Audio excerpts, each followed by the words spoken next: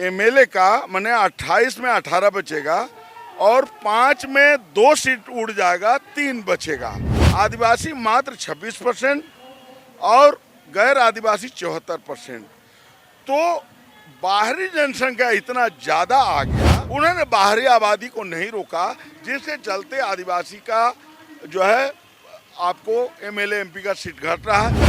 Fifth schedule area बनाया गया है संविधान में, तो उसमें यह प्रावधान गया कि बाहरी आबादी को अगर हम नहीं रोकेंगे तो यहाँ का आदिवासी का अस्तित्व तो खत्म हो जाएगा। जनसंख्या के आधार पर केवल आप हमको मारना चाहिएगा, हमारा हक लूटना चाहिएगा, तो ये आदिवासी बर्दाश्त नहीं। देखिए, झारखंड की राजनीति इन दिनों आदिवासी राजनीति पर केंद्रित होती नजर आ रही है। एक तरफ रिम्स 2 निर्माण को लेकर आदिवासी समाज में गहरा रोष देखा जा रहा है, लेकिन सरकार की तरफ से इस मामले पर कोई सकारात्मक पहल नहीं देखने को मिल रही है।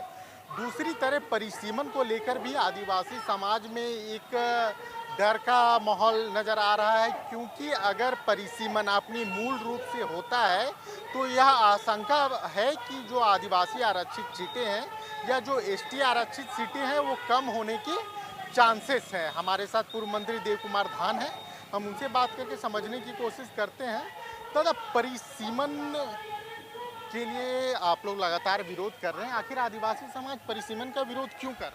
देखिए, आदिवासी समाज परिसीमन का विरोध करने का उसके पास आधार है कि 2001 के जो परिसीमन हुए उसके जनगणना उसके आधार पर, तो उस समय 28 सीट में 6 सीट घट रहा था विधानसभा का और 1 सीट जो है लोकसभा का घट रहा था। अभी जो है 2027 के अनुसार अगर ये परिसीमन होगा तो इसमें और 4 सीट माने 10 सीट घटेगा। एमएलए का माने 28 में 18 बचेगा और 5 में 2 सीट उड़ जाएगा, 3 बचेगा। चूँकि मेरे पास जो आंकड़े हैं कि 1941 के जो जनगणना है उसके आधार पर झारखंड में आदिवासी करीब 50% था, गैर आदिवासी 50% था। लेकिन आज 2011 के जनगणना के अनुसार आदिवासी मात्र 26% और गैर आदिवासी 74%। तो बाहरी जनसंख्या इतना ज़्यादा आ गया, ये फिफ्थ शेड्यूल राज है, क्षेत्र है, तो इसको केंद्र सरकार को देखना चाहिए था, चाहे वो कांग्रेस का हो या बीजेपी का। उन्होंने बाहरी आबादी को नहीं रोका, जिसके चलते आदिवासी का जो है आपको एमएलए एमपी का सीट घट रहा है, इसलिए हम लोग इसका विरोध कर रहे हैं। उन लोगों का कहना है, जो आपके विरोधी हैं, जो आपकी इन बयानों का विरोध करते हैं, उनका कहना है कि जितनी जिसकी आबादी है उतनी उसकी हिस्सेदारी मिलनी चाहिए। तो मैं एकदम बिल्कुल सही बात आप कह रहे हैं, लेकिन जो इतने आबादी जो बाहर से आया, बिहार से आया, यूपी से आया, छत्तीसगढ़ से आया, उड़ीसा से, बंगाल से, इस आबादी को जो है ये फिफ्थ शेड्यूल एरिया में रोकना चाहिए था। चूँकि इसको जब फिफ्थ शेड्यूल एरिया बनाया गया है संविधान में, तो उसमें यह प्रावधान गया कि बाहरी आबादी को अगर हम नहीं रोकेंगे तो यहाँ का आदिवासी का अस्तित्व तो खत्म हो जाएगा। तो इसलिए जनसंख्या के आधार पर केवल आप हमको मारना चाहिएगा, हमारा हक लूटना चाहिएगा, तो ये आदिवासी बर्दाश्त नहीं करेंगे। अच्छा, बाबूलाल मरांडी जी, आप लोगों के इन बयानों पे उनसे सवाल पूछा गया तो उन्होंने कहा कि जो परिसीमन का विरोध कर रहे हैं वो पहले तय कर लें कि झारखंड में विधानसभा की सीटें नहीं बढ़नी चाहिए, लोकसभा की सीटें नहीं बढ़नी चाहिए। क्या यही सीटों के साथ भारत देश के अन्य राज्य झारखंड देश के अन्य राज्यों के साथ कंप्लीट करेगा? तो अगर परिसीमन नहीं होता है, यहाँ की सीटें नहीं बढ़ती और बाकी राज्यों की सीटें बढ़ती है, तो उनका दबदबा केंद्र में मजबूत होगा। देखिए, हम लोग ये चाहते हैं कि 28 हमारा एमएलए का सीट और 5 एमपी का सीट केंद्र सरकार फ्रीज कर दे।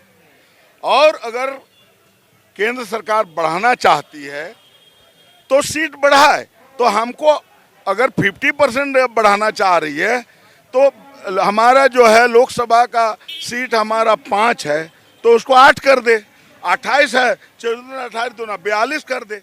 लेकिन 28 से और 5 एमपी का सीट से और 28 एमएलए का सीट से घटना नहीं चाहिए। उसी अनुपात में सरकार हमारा जो है बढ़ाए। हम लोग बढ़ाने का विरोध नहीं कर रहे हैं। तो जब आप अभी मंत्री रहे हैं, बाबूलाल मरांडी जी आप लोग के समाज के नेता हैं, तो एक बार मिल के आप लोग बात काहे नहीं कर लेते? केंद्र में उनकी सरकार है। देखिए, निश्चित रूप से हम लोग जो है हम लोग संवाद करेंगे, कर रहे हैं।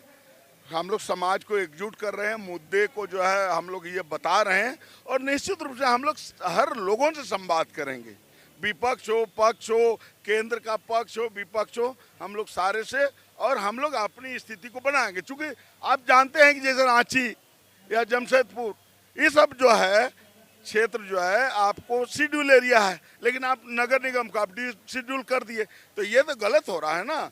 तो ये सारे मुद्दे हैं, तो इसलिए हम लोग जो है इसको आंदोलन करेंगे, और सारे जो है जो राजनीतिक पार्टी हैं सारे से मिलेंगे और अपनी बातों को रखेंगे। देखिए, पूर्व मंत्री देव कुमार धान थे। परिसीमन को लेकर जो इनकी लड़ाई है वो जारी रहेगी। ना सत्ता पक्ष ना विपक्ष कोई अलग नहीं होगा। जिनसे भी बात किया जाए परिसीमन को लेकर, जो इनकी मांग है उनसे बात करने की कोशिश की जाएगी और लड़ाई परिसीमन के लिए जारी रहेगी।